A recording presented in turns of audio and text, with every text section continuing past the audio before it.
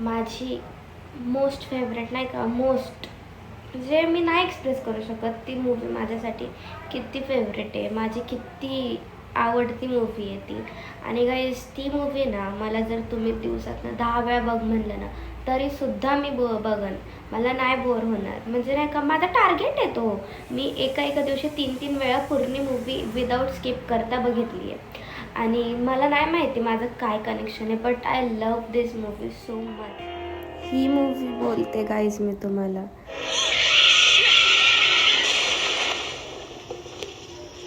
म्हणजे नाही का गाईज, काय बोलू मी ह्या दोघांबद्दल, ह्या मूवीच्या स्टोरीबद्दल, ह्यांच्या प्रेमाबद्दल.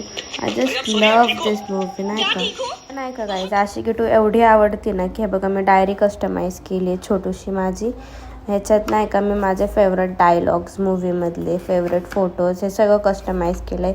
आणि हा पण मला डायलॉग खूप आवडतो म्हणून मी माझ्या हाताने लिहिलं आहे. आणि हे बघा सगळीकडं मी आशिकी 2चे फेवरेट सीन्सचे फोटो स्टिक केले, डायलॉग्स. एकच वाटतं आता की ना आशिकी 2 रिलीज झाली पाहिजे, कारण की नाही का मी जेव्हा लहान होते तेव्हा ही मूवी आली होती, तेव्हा तर काय मग मला थिएटरला जाऊन बघता आलं नाही.